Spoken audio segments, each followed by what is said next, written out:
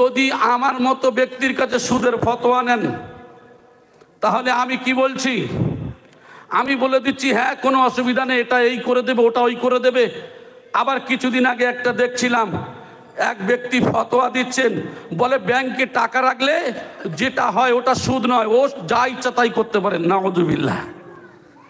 কি পরিস্থিতি, কি পরিস্থিতি শুরু হয়ে গেছে। আল্লাহর নবী বলেছেন আখেরি জামানে এমন একটা সময় আসবে, ওয়াতুল্লিমা লিগাইরাদ্দিন, কিছু আলেম এলেম শিক্ষা করবে দুনিয়ার উদ্দেশ্যে, হাউ টু গেট মানি, এদের ধান্দা, এদের পেট আর পকেট, এই নিয়ত নিয়ে সে যখন এলেম শিক্ষা করবে, এইটা হলো কিয়ামতের একটা আলামত। তাহলে সুদ সম্পর্কে আমি বললাম যে বর্তমান জামানায় বেঁচে চলা যাবে না। আর তিনি কিচ্ছু বোঝেন না, তিনি এমন একজন মৌলানা, এমন একজন মুফতি, না বাবা সুদের সঙ্গে হাক্কানি আঞ্জুমান জিহাদ করে, জোরে বলেন সুবহানাল্লাহ। এইবারে যদি বলেন কোথায় পেলেন, চলে যাই কোরআন কি বলে, ইয়া আইয়ুহাল্লাযীনা আমানুত্তাকুল্লাহ ওয়া যারু মা বাকিয়া মিনার রিবা ইন কুনতুম মুমিনিন। হে ঈমানদারগণ, আল্লাহকে ভয় করো। ভয় করবেন কার? ওয়া যারু মা বাকিয়া মিনার রিবা, যার কাছে যতটুকু সুদ আছে ছেড়ে দাও। ইন কুনতুম মুমিনিন, যদি তোমরা মোমেন হও। মোমেন বলতে বিশ্বাসী। কাকে বিশ্বাস করেন? আল্লাহকে। মানে আল্লাহর বিশ্বাস করলে যার কাছে যতটুকু সুদ আছে ছেড়ে দিতে বললেন কে? আল্লাহ। যদি না ছাড়েন, তার পরের আয়াত সূরা আল বাকারা 279 নম্বর আয়াত, ফাইল্লাম তাফআলু ফাআযানু বিহারবিন মিনাল্লাহি ওয়া রাসূলিহি, আল্লাহ আল্লাহ রসুলের সঙ্গে যুদ্ধের ঘোষণা। আমি ফতোয়া দিচ্ছি, আমার মতো ব্যক্তি বলছি পীর সাহেবকে মানা যাবে না, আমাকে মানবেন। আর আমি বলছি সুদ জায়েজ আছে। এখন বলেন তো দেখি, আল্লাহ বলছে আমার বিশ্বাসী যদি হয়, যার কাছে যতটুকু সুদ আছে ছেড়ে দাও। যদি না ছাড়ো, আল্লাহ আল্লাহ রসুলের সঙ্গে যুদ্ধ করছি। তাহলে আমি যুদ্ধ করছি, আমি ভালো, আর যিনি জিহাদ করছেন শয়তানের সঙ্গে, তিনি হয়ে গেলেন খারাপ। আমার সোনার ভাইয়েরা, আমি কেটে কেটে উদাহরণস্বরূপ বলছি। এখন অনেকেই বলবেন যে এই সমাজের আমরা তো গরিব হয়ে যাব, তাই সুদে টাকা খাটাতে হবে। সুদে কি করবেন? অনেকেই মুসলমানরা টাকা খাটায়। আপনাদের এলাকা নয়, আমি কিছুদিন আগে বলেছিলাম যে আমাদের এক জায়গায়, আমাদের এলাকায় সুদের টাকা দেয় নাই বলে কারেন্টের চার্জ দিয়ে তাকে কষ্ট দেওয়া হয়েছে। নিয়েছে কত? 10,000 টাকা। সুদ হয়েছে 3 লাখ টাকা। দেওয়া হয়ে গেছে সুদের টাকা 3 লাখ, তারপরেও ধরে নিয়ে কারেন্টের চার্জ দিয়ে মারা হচ্ছে। আচ্ছা বলেন তো দেখি, ইসলাম কেন সুদ হারাম করেছে? আমি বলেছিলাম এর আগে উদাহরণ দিয়ে, সুদ এসে ইসলামের মধ্যে, ইসলাম মানে যে শান্তি, সুদ এসে বাঁধিয়ে দিয়েছে অশান্তি। আমি উদাহরণটা দিয়েছিলাম আগে। এই জন্য করে সুদ ইসলামে হারাম। আমার সোনার ভাইয়েরা, অনেকের দেখবেন ঘর নিলাম হয়ে যায়। অনেকেই যদি ব্যাংক থেকে লোন নেয়, যদি ব্যবসার জন্য ব্যবসায় মার খেয়ে গেল, বিপদে পড়ে গেল, তার ঘর চলে গেল, বিবি বাচ্চা ভেসে গেল। ইসলাম এটাকে অ্যাকসেপ্ট করে না। ইসলাম কি শিক্ষা দেয়? ইসলাম শিক্ষা দেয় ধনীরা গরিবের পাশে দাঁড়াবে। এর নাম হলো ইসলাম। জোরে বলেন সুবহানাল্লাহ। এইবারে যারা সুদের টাকা কাটায়, চিন্তা করে আমি গেলে তো সুদের সম্পর্কে বলবে, আমি গেলে তো নামাজ সম্পর্কে বলবে। শুনে রাখুন, আল্লাহর নবী জীবনে মিথ্যা বলেননি। কি বলেননি? মিথ্যা বলেননি। সেই নবী বলছেন, আন ইবনে মাসউদিন রাদিয়াল্লাহু তাআলা আনহু আনিন নবী সাল্লাল্লাহু আলাইহি ওয়াসাল্লাম মাআদুন আকসারা মিনার রিবা, যে ব্যক্তি সুদের দ্বারা ইনকাম করলো, সুদের দ্বারা টাকা কামালো, সুদের দ্বারা মাল বাড়ালো, আল্লাহর নবী কি বলছেন? ইল্লা কানা আকিবাতু আমরিহি ইলা কিল্লাহ। আমি রাসূল জানিয়ে গিয়ে গেলাম যে ওই মাল একদিন ধ্বংস হবে, ওই মাল একদিন কমে যাবে, ও ফকির হবে, ও ভিখারি হবে, না হলে ওর ছেলে ভিখারি হবে, ওর নাতি ভিখারি হবে, ওর বংশ একদিন ভিক্ষা করে খাবে।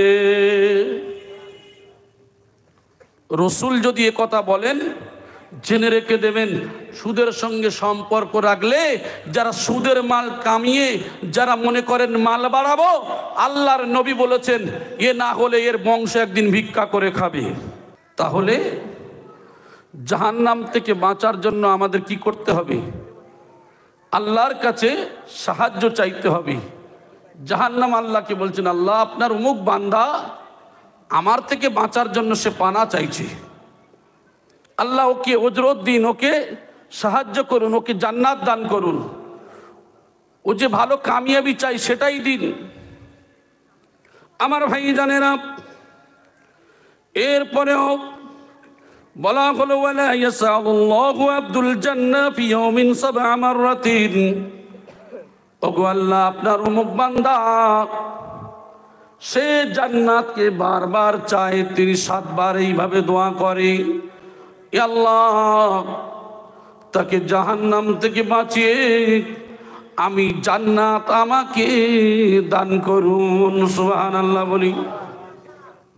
আমার ভাই জানেরা, তাহলে আমরা বুঝতে পারি হযরতে আবু হুরায়রা রাদিয়াল্লাহু তাআলা আনহুর বর্ণনা, আনাস ইবনে মালিক রাদিয়াল্লাহু তাআলা আনহুর আরেকটা হাদিসের মধ্যে এসেছে, দিনে 3 বার করে যদি কেউ এইভাবে দোয়া চায়, তাহলে আল্লাহ পাক রব্বুল আলামিন চাইলে ওই ব্যক্তির জাহান্নাম থেকে নাজাত দিয়ে দেবে। জোরে বলি সুবহানাল্লাহ। আমরা ইমাম সাহেবরা দেখবেন বেশিরভাগই 3 বার মিনিমাম চায়, ঠিক কিনা? তাহলে আমরা তো এই দোয়া ইমাম সাহেবরা চাই, আমরা আমিন বলি, বুঝতে পারি না। শুধু ইমাম সাহেব চাইবে আপনি আমিন বলবেন, তা আপনি নিজেই কি শিখবেন না? আমাদের প্রত্যেকের অন্তত বাংলাতে তো বলা যায় নাকি? আল্লাহ আরবি ছাড়া কিছু বোঝেন না? নাউজুবিল্লাহ। আল্লাহ সব ভাষা বোঝেন, ঠিক কিনা? কাবা শরীফের চত্বরে সমস্ত কত দেশের কত মানুষ যারা তোয়াফ করে, বেশিরভাগই আরবিতে বলে প্রায় দেশ, কিন্তু তোয়া পড়ে। আবার কিছু কিছু মানুষ আবার নিজের ভাষাতে পড়ে।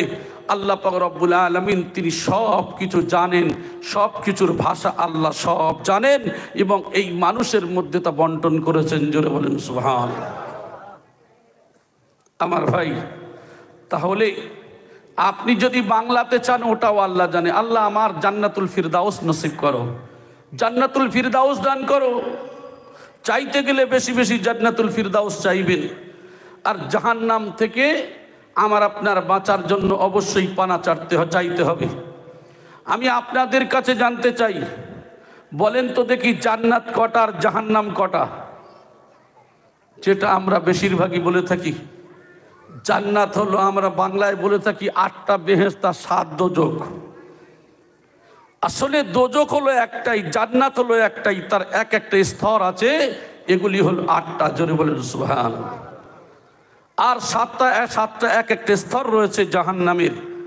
তাই আমরা এটাই বলে থাকি অনেকেই এই ভাষায় যে 8টা বেহেশত আর 7টা দোজখ।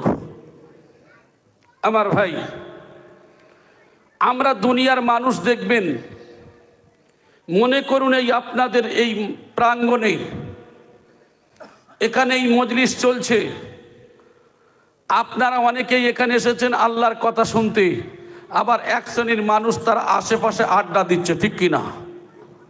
অনেকেই দেখবেন বিভিন্ন ফ্রি ফায়ার খেলা নিয়ে মত্ত আছে, অনেকেই চায়ের দোকানে আড্ডা দিচ্ছে, অনেকেই বাড়িতে আত্মীয় স্বজন এসেছে নিয়ে গল্প করছে, ঠিক কিনা?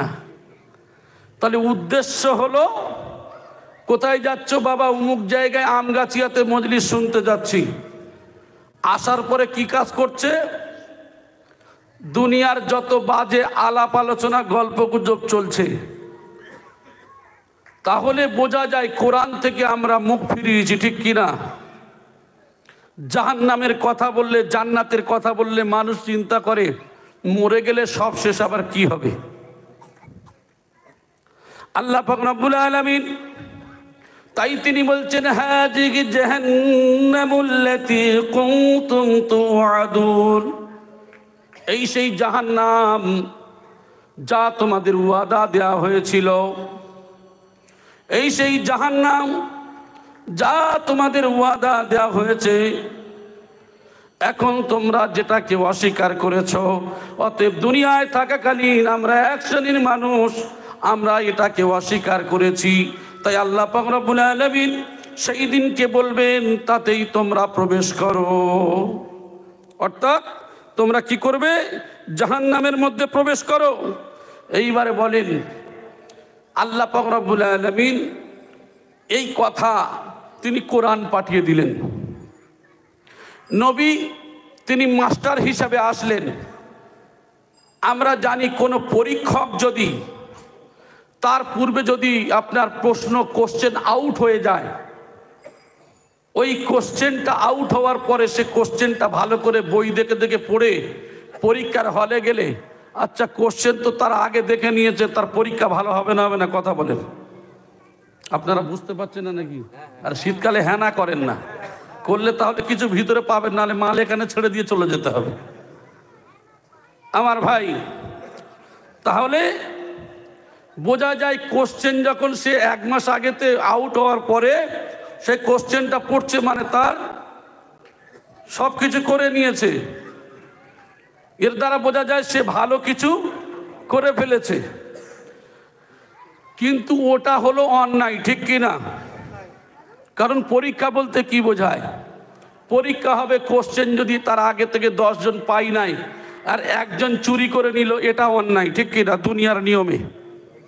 কিন্তু আল্লাহ পাক রব্বুল আলামিন তিনি যে পরীক্ষা নেবেন, কোশ্চেনকে পুরো আউট করে দিয়েছেন। এটা একজনের জন্য নয়, গোটা বিশ্বের জন্য। জোরে বলি সুবহানাল্লাহ। গোটা বিশ্বের জন্য যদি কোরআন এই কোশ্চেনকে আউট করা হয়, এই প্রশ্ন উত্তর গাইডকে যদি আউট করে দেয়া হয়, আবার মানুষ বুঝতে পারবে না বলে আল্লাহ নবী সাল্লাল্লাহু আলাইহি সাল্লাম এসে বোঝালেন। সাহাবা, তাবে তাবিন, এই বর্তমানে ওলি আল্লাহ তারাও বলছেন, ওলামায়ে হক তারাও ওই কথা বলছেন। তারপরে এই রেজাল্ট আউট হয়, প্রশ্ন আউট হওয়ার পরে আমরা সব শুনে আমরা কি করি? তারপরেও নামাজ পড়ি না, তারপরেও রোজা রাখি না, তারপরেও কোরআনের কথা শুনি না, হাদিসের কথা শুনি না। এর দ্বারা কি বোঝায়? আমরা আল্লাহর কথার নাফরমানি করেছি, ঠিক কিনা আমার ভাই জানেরা? যদি কোনো বান্দা বান্দি আল্লাহর হুকুমকে মেনে নেয়, আল্লাহর রাসূলের তরিকাকে মেনে নেয়, পৃথিবীর জমিনে যত ওলি আল্লাহরা এসেছেন, এই সমস্ত ওলি আল্লাহদের কাজ কি? আমরা অনেকেই বলি পীর সাহেবের কাছে গিয়ে কি হবে, ওলি আল্লাহর কাছে গিয়ে হবে, এরাই কিছু নয়। ইউটিউব ফেসবুক তো খোলেন, বলে না? আমি নাম করে বলছি না, এক ব্যক্তি বলছে কোনো পীর বলে কিছু নাই, ওলি বলে কিছু নাই, কোনো কারোর কাছে যেতে হবে না। তো একজন বলছে, হুজুর আমি আপনার কথা মতো চলি, বলে ওটা ভালো কাজ করো। কত বড় শুকনো হারামখোর দেখেন। এ কি? যে বলছে আমার কথা মেনেছে, বলে এটাই খুব ভালো কাজ করেছো। কোন ওলি আল্লাহ কোন পীর সাহেবের কথা মতো চললে বলছে ওটা চলবে না। তাহলে ওলি, পীর, মুর্শিদ যে ভাষায় বলেন না কেন, এক কথায় এরা হলো ওস্তাদ, এরা হলো শিক্ষক। আপনার নামাজ কাজা হয়, তার নামাজ কাজা হয় না। আপনার খাওয়ার ঠিক নেই, তার খাওয়াটা হতো হালাল খাওয়া। আপনার চলা বলা ওঠা বসা সঠিক নেই, তার চলা বলা ওঠা বসা আপনার থেকে উত্তর করেছেন, কিছুই বুঝতে পারেননি। কিন্তু 2 দিন 4 দিন ইউটিউব আর ফেসবুক ঘেঁটে দেখে নিয়ে এ মুফতি সাহেবের বড় মুফতি সাহেব হয়েছে, আসার পরে বলছেন হুজুর এটা বলেন দিনই কি হবে। আমার ভাই, আমার মতো শিক্ষক আমি যে বলছি, আমার চলা বলা ওটা বলার মধ্যে সমস্যা আছে, আর তিনি এমন একজন পবিত্র মানুষ আমার থেকে উত্তম। আমি মনে করি আমার থেকে যদি ফলো করতে হয় তাকেই বেশি ফলো করা উচিত, কারণ আমরা কোরআনের দিকে ফিরে যাব। ইত্তাবিউ মান লা ইয়াসআলুকুম আজরান ওয়া হুম মুহতাদুন। আল্লাহ জানিয়ে দিলেন কোন ব্যক্তির তোমরা অনুসরণ করবে, কোন ব্যক্তির অনুকরণ করবে। ইত্তাবিউ, ইত্তেবা করো, মান লা ইয়াসআলুকুম আজরা, যে দিনের দাওয়াত দিয়ে কোনো অজরত চায় না, যে দিনের দাওয়াত দিয়ে কোনো পারিশ্রমিক চায় না। ওয়া হুম মুহতাদুন, ওই ব্যক্তি হলো হেদায়েত প্রাপ্ত। জোরে বলি সুবহানাল্লাহ। তাহলে বলেন, ওই ব্যক্তি আল্লাহর জন্য দাওয়াত দিলেন, জীবনকে বিশ্ব মানবের কল্যাণে কুরবানি করলেন। আর আমি কিন্তু কোনো দাওয়াতে গেলে আমার কিছু চাহিদা আছে, নেওয়া আর না নেওয়া, জায়েজ আর না জায়েজ আমি পরে যাব। আমি দাওয়াত দিচ্ছি কিছু পারিশ্রমিক নিয়ে, আর তিনি খালিস আল্লাহর জন্য দিচ্ছেন। আপনাদের সাধারণ ব্রেনে কি বলে যে মানুষটা একটা কাজ যদি আল্লাহর জন্য করে, আর একটা মানুষ আল্লাহর জন্য করছে কিন্তু মালের ধান্দা রয়েছে, উত্তম কি হবে? বুঝতে পারেন না? এখন আপনার বাড়িতে কাজ করতে এসেছে, বলছে ভাই এই ঘাসটা একটু চেঁচে দেবে, সামান্য জায়গা। তো একজন মানুষ বলছে 50 টাকা লাগবে, আর একজন ভাই বলছে দূর ভাই তুই দাঁড়া দেন দেখি, আমি এইটুকা ঘাস তো 2-4 কোদাল মেরে দিলে শেষ। এখনো তাড়াতাড়ি করে ওই 2-4 কোদাল তুলে দিল। আচ্ছা বলেন তো দেখি ওই মালিক কার বেশি মহাব্বত করবে? বন্ধু হিসাবে তাকেই গ্রহণ করবে। নেওয়া না নেওয়া বড় বিষয় নয়। কে ঠাট্টা করছে? যে পয়সা নেওয়া লোক ঠাট্টা করছে বিনা পয়সার লোকের। আমার ভাই, এইবারে আমি ফিরে আসি। আমি আপনি বলছি যে অমুক বাড়িতে খাওয়া যাবে, বলে কোনো অসুবিধা নেই। বলছে ওই বাড়িতে খাওয়া যাবে, বলে কোনো অসুবিধা নেই। মানে খাওয়ার ব্যাপারে কোনো বাদ বিচার নেই, জায়েজ আছে। আর ইনি বলছেন খাওয়া যাবে না, কারণ কোন দিকে তাকিয়ে বলেছেন? হাদিসে কুদসির দিকে তাকিয়ে বলেছেন। কোরআনের আয়াত রয়েছে, ইয়া আইয়ুহার রাসূল কুলু মিনাত তাইয়্যিবাতি ওয়া আমালু সালিহান। হে রাসূল, আগে নামাজ নয়, আগে রোজা নয়, আগে যাকাত নয়, আগে হজ নয়। হে রাসূল, প্রথম কাজ হলো হালাল খাওয়া, তারপরে সৎ কাজ করা। জোরে বলি সুবহানাল্লাহ। কে বললেন? আল্লাহ বললেন। কাকে বললেন? রসুলকে বললেন। সর্বপ্রথম সৎ কাজ করার আগে হালাল খেতে হবে। অনেকেই চালাক মানুষ, আমরা বর্তমানে তো খুব চালাক, বলে ওটা নবীর জন্য খাস, আমাদের জন্য কোথায় বলা আছে? ইয়া আইয়ুহাল্লাযীনা আমানু কুলু মিন তাইয়্যিবাতি মা রাযাকনাকুম। আয় আমার ইমানদারগণ, তোমাদের মধ্যে যে পবিত্র বস্তু দিয়েছি তার থেকে তোমরা ভক্ষণ করো। রেজেক হিসাবে যে পবিত্র বস্তু দিয়েছি তার থেকে তোমরা ভক্ষণ করো। এখন এই হাদিসে কুদসির দিকে লক্ষ্য করলে আমি বলছি যেখানে পারবে সেখানে মেরে দেবে, আর তিনি বলছেন না বাবা, খেতে গিয়ে যদি সন্দেহযুক্ত খানা হয় ওটা ছেড়ে চলে আসবে। তাহলে বলেন তো দেখি, আমি ভালো না তিনি ভালো?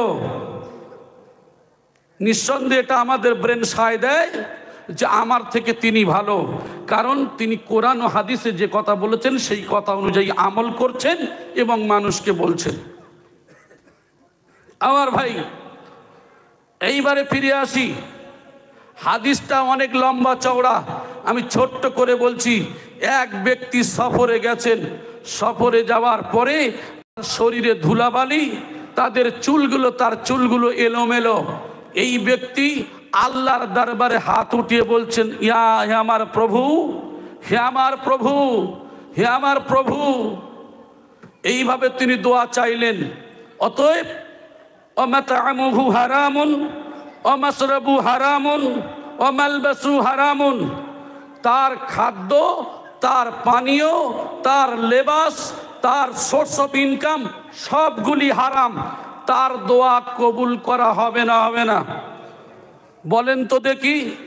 আল্লাহ পাক রব্বুল আলামিন দুই ব্যক্তির দোয়া ফিরিয়ে দেয় না। নম্বর এক, মজলুম ব্যক্তি। মজলুম কাকে বলা হয়? যে অত্যাচারিত হয়েছে।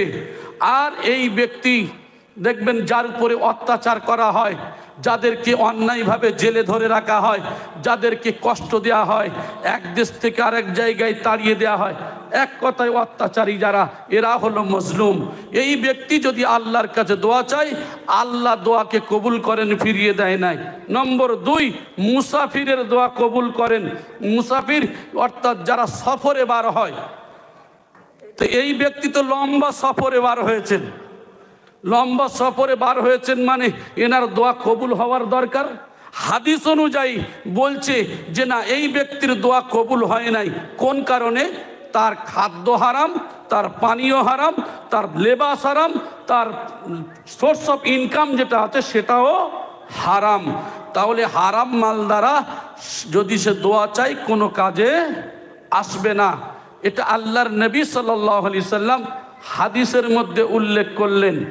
এছাড়াও আরো বলা হয়েছে, লাহমিন নাবাতা মিনাস সুহতি কুল্লু লাহমিন নাবাতা মিনাস সুহতি কানাতিন নার আউলা বিহি। আল্লাহর নবী বলেছেন, যদি কেউ লাহমিন নাবাতা মিনাস সুহতি, হারাম মাল খেয়ে তার শরীরে, আমরা জানি খাদ্য খেলে মেডিকেল সায়েন্স কি বলছে, শরীরে রক্ত মাংস তৈরি হয়। তাহলে এই খাদ্য খাওয়ার পরে যে রক্ত মাংস তৈরি হচ্ছে, এই যে মালটা যদি হারাম হয়, আমাদের এই শরীর কোথায় যাবে? রসুল বলেছেন জাহান্নামে যাবে। এদের জন্য দোজখের আযাব হলো সমীচীন। হাদিস যে কথা বলছেন, আর তিনি এমন একজন মৌলানা, মুফতি, সুফি, আমির, দরবেশ, ফকির, পীর, যা ভাষায় বলেন, তিনি সেই অনুযায়ী আমল করছেন, মানুষকে উপদেশ দিচ্ছেন। আর আমি যে তার নামে বদনাম করছি, দেখা যায় আমি সব জায়গায় বিসমিল্লাহি ওয়া আলা বারাকাতিল্লাহ। এই তো আমাদের পরিস্থিতি।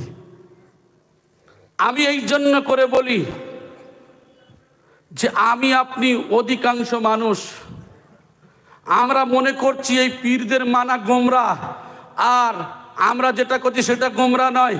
আমি তো মনে করি এই যারা ওলি আল্লাহর ছায়া তলে থাকে এরা সঠিক পথে আছে। আর সঠিক মাস্টার না ধরলে ছাত্র কি হয়? ওই লাস্টে ইংরাজিতে যদি বলা যায় একটা দরখাস্ত লেখো, তার দাঁত ভেঙে যায়। জি, এখন কি পাস বাবা তুমি? MA pass, BEd। একটা ইংরাজিতে বাবা একটা দরখাস্ত লিখে দাও না, বলবো ওটা আমি পারবো না। আরে ও মাল তো ফেলুর, ওইরকম ছাত্রের মাল তো। ও যে শিক্ষকের কাছে শিক্ষা নিয়েছে, যেমন মাস্টার তার তেমন ছাত্র। তো আপনি যে ইউটিউব আর ফেসবুক দেখে যে হুজুর হচ্ছেন, ও আপনি গোলে মালে চালাচ্ছেন, ঠিক জায়গায় পড়লে আপনিও কি হয়ে যাবেন? পেশাই হয়ে যাবেন। তাহলে বোঝা যায় ওলি আল্লাহদের কাছে এরা হলো ওই মোর্শেদ, ওই সুফি, ওই দরবেশ, কিছুই বোঝে না, কিন্তু এদের কথা চালচলনটা হলো কোরআন আর হাদিস। জোরে বলেন সুবহানাল্লাহ। আমার ভাই, এখন আমি আপনি যদি লক্ষ্য করে দেখি, তাহলে হালালের বিষয়ে অনেক হাদিস বলা যাবে। আপনাদের এখানে কিছুদিন আগে এসে আমি আলোচনা করেছি। তাহলে যে মানুষটা এই উপদেশ দিল, তাকে খারাপ বলি কি? আমি ঠিক চলি না, আমার খাওয়া ঠিক নেই, আমার সোর্স অফ ইনকাম ঠিক নেই, আমার চলাফেরা ঠিক নেই। তাহলে বোঝা যায় আমার থেকে উত্তম কে? সেই ব্যক্তি।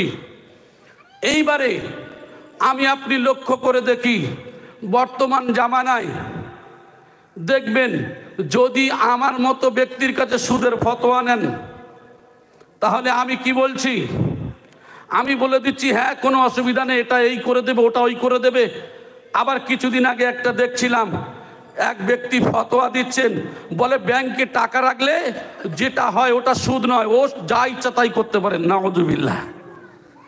কি পরিস্থিতি, কি পরিস্থিতি শুরু হয়ে গেছে। আল্লাহর নবী বলেছেন আখেরি জামানে এমন একটা সময় আসবে, ওয়াতুল্লিমা লিগাইরাদ্দিন, কিছু আলেম এলেম শিক্ষা করবে দুনিয়ার উদ্দেশ্যে, হাউ টু গেট মানি, এদের ধান্দা, এদের পেট আর পকেট, এই নিয়ত নিয়ে সে যখন এলেম শিক্ষা করবে, এইটা হলো কিয়ামতের একটা আলামত। তাহলে সুদ সম্পর্কে আমি বললাম যে বর্তমান জামানায় বেঁচে চলা যাবে না। আর তিনি কিচ্ছু বোঝেন না, তিনি এমন একজন মৌলানা, এমন একজন মুফতি, না বাবা সুদের সঙ্গে হাক্কানি আঞ্জুমান জিহাদ করে, জোরে বলেন সুবহানাল্লাহ। এইবারে যদি বলেন কোথায় পেলেন, চলে যাই কোরআন কি বলে, ইয়া আইয়ুহাল্লাযীনা আমানুত্তাকুল্লাহ ওয়া যারু মা বাকিয়া মিনার রিবা ইন কুনতুম মুমিনিন। হে ঈমানদারগণ, আল্লাহকে ভয় করো। ভয় করবেন কার? ওয়া যারু মা বাকিয়া মিনার রিবা, যার কাছে যতটুকু সুদ আছে ছেড়ে দাও। ইন কুনতুম মুমিনিন, যদি তোমরা মোমেন হও। মোমেন বলতে বিশ্বাসী। কাকে বিশ্বাস করেন? আল্লাহকে। মানে আল্লাহর বিশ্বাস করলে যার কাছে যতটুকু সুদ আছে ছেড়ে দিতে বললেন কে? আল্লাহ। যদি না ছাড়েন, তার পরের আয়াত সূরা আল বাকারা 279 নম্বর আয়াত, ফাইল্লাম তাফআলু ফাআযানু বিহারবিন মিনাল্লাহি ওয়া রাসূলিহি, আল্লাহ আল্লাহর রাসূলের সঙ্গে যুদ্ধের ঘোষণা। আমি ফতোয়া দিচ্ছি, আমার মতো ব্যক্তি বলছি পীর সাহেবকে মানা যাবে না, আমাকে মানবেন। আর আমি বলছি সুদ জায়েজ আছে। এখন বলেন তো দেখি, আল্লাহ বলছে আমার বিশ্বাসী যদি হয়, যার কাছে যতটুকু সুদ আছে ছেড়ে দাও। যদি না ছাড়ো, আল্লাহ আল্লাহ রসুলের সঙ্গে যুদ্ধ করছি, তাহলে আমি যুদ্ধ করছি, আমি ভালো। আর যিনি জিহাদ করছেন শয়তানের সঙ্গে, তিনি হয়ে গেলেন খারাপ। আমার সোনার ভাইয়েরা, আমি কেটে কেটে উদাহরণস্বরূপ বলছি। এখন অনেকেই বলবেন যে এই সমাজের আমরা তো গরিব হয়ে যাব, তাই সুদে টাকা খাটাতে হবে। সুদে কি করবেন? অনেকে মুসলমানরা টাকা খাটায়। আপনাদের এলাকা নয়, আমি এর কিছুদিন আগে বলেছিলাম যে আমাদের এক জায়গায়, আমাদের এলাকায় সুদের টাকা দেয় নাই বলে কারেন্টের চার্জ দিয়ে তাকে কষ্ট দেওয়া হয়েছে। নিয়েছে কত? 10,000 টাকা। সুদ হয়েছে 3 লাখ টাকা। দেওয়া হয়ে গেছে সুদের টাকা 3 লাখ, তারপরেও ধরে নিয়ে কারেন্টের চার্জ দিয়ে মারা হচ্ছে। আচ্ছা বলেন তো দেখি, ইসলাম কেন সুদ হারাম করেছে? আমি বলেছিলাম এর আগে উদাহরণ দিয়ে, সুদ এসে ইসলামের মধ্যে, ইসলাম মানে যে শান্তি, সুদ এসে বাঁধিয়ে দিয়েছে অশান্তি। আমি উদাহরণটা দিয়েছিলাম আগে। এই জন্য করে সুদ ইসলামে হারাম। আমার সোনার ভাইয়েরা, অনেকের দেখবেন ঘর নিলাম হয়ে যায়। অনেকেই যদি ব্যাংক থেকে লোন নেয়, যদি ব্যবসার জন্য ব্যবসায় মার খেয়ে গেল, বিপদে পড়ে গেল, তার ঘর চলে গেল, বিবি বাচ্চা ভেসে গেল। ইসলাম এটাকে অ্যাকসেপ্ট করে না। ইসলাম কি শিক্ষা দেয়? ইসলাম শিক্ষা দেয় ধনীরা গরিবের পাশে দাঁড়াবে। এর নাম হলো ইসলাম। জোরে বলেন সুবহানাল্লাহ। এইবারে যারা সুদের টাকা কাটায়, চিন্তা করে আমি গেলে তো সুদের সম্পর্কে বলবে, আমি গেলে তো নামাজ সম্পর্কে বলবে। শুনে রাখুন, আল্লাহর নবী জীবনে মিথ্যা বলেননি। কি বলেননি? মিথ্যা বলেননি। সেই নবী বলছেন, আন ইবনে মাসউদিন রাদিয়াল্লাহু তাআলা আনহু আনিন নবী সাল্লাল্লাহু আলাইহি ওয়াসাল্লাম মাআদুন আকসারা মিনার রিবা, যে ব্যক্তি সুদের দ্বারা ইনকাম করলো, সুদের দ্বারা টাকা কামালো, সুদের দ্বারা মাল বাড়ালো, আল্লাহর নবী কি বলছেন? ইল্লা কানা আকিবাতু আমরিহি ইলা কিল্লাহ, আমি রসুল জানিয়ে গিয়ে গেলাম যে ওই মাল একদিন ধ্বংস হবে, ওই মাল একদিন কমে যাবে। ও ফকির হবে, ও ভিখারি হবে, না হলে ওর ছেলে ভিখারি হবে, ওর নাতি ভিখারি হবে, ওর বংশ একদিন ভিক্ষা করে খাবে।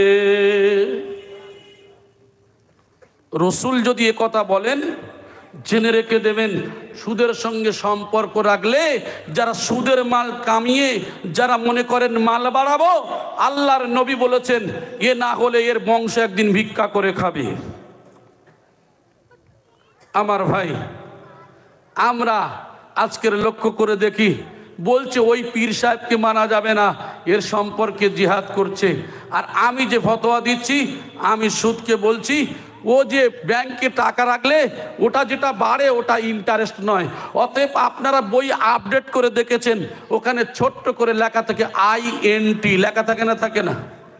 ওটা কি লভ্যাংশ? জি, ওটা লভ্যাংশ।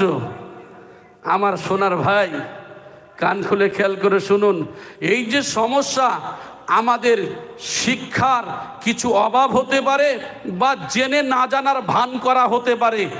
এই যা কিছু করি না কেন, মানুষকে সমস্যা, সাধারণ সমস্যার মধ্যে যে ফেলে দিলাম। সাধারণ মানুষ ইউটিউব আর ফেসবুক দেখে যে মৌলানা হয়েছে, এ চিন্তা করছে তাহলে সুদের কোনো সমস্যা নেই, এত বড় মৌলানা বলছে তাহলে আমার কোনো সমস্যা নেই। তাই সে অনুযায়ী সে আমল করবে, কারণ সুযোগটা তো খুঁজবে, ঠিক কি না? এই জন্য করে সব শেষে মানুষ ভুল করুক আর ঠিক করুক, মানুষ কোথায় যাবে? এরপরে মানুষ হয় জান্নাতে যাবে, না হলে জাহান্নামে যাবে। মরণের পরে আমি বলেছি ভয়াবহ তিনটে জায়গা, শেষ জায়গার নাম হলো জাহান্নাম। এখন জান্নাতের যে মেহমানি, কোনো মানুষ যদি নামাজ পড়ে, রোজা রাখে, যাকাত দেয়, আল্লাহর ফরমাবরদারি করে, মানে এক কথায় আল্লাহ রসুলের হুকুম মতো চলে, এই ব্যক্তিগুলো যাবে জান্নাতে। জোরে বলি সুবহানাল্লাহ। এই ব্যক্তিরা যদি মনে করেন, আমরা জানি দুনিয়াতে সবার এক একটা আশা হয়, আশা ছাড়া মানুষ আছে? আচ্ছা, মানুষ এমন আছে, একজন গরিব মানুষ যদি বলে আজকের আমি খাসির বিরিয়ানি খাবো, পাবে বলে মনে হয়? কারণ পয়সা তো নেই, ও শুধু আশা করেছে। আর জান্নাতে গেলে শুধু অন্তরে মনে করবে সামনে এসে মাল রেডি। সুবহানাল্লাহ বলেন না? যে ফল খাওয়ার ইচ্ছা হবে, শুধু আপনি মনে করবেন সামনে এসে হাজির। ছোট ছোট থোড়া হবে, যে কলার ছড়া বলুন বা আপনার আঙ্গুরের ছড়া বলুন, খুব ছোট ছোট ছড়া, 30 বছর ধরে চললে যত বড় হয় তত বড়। জোরে বলেন সুবহানাল্লাহ।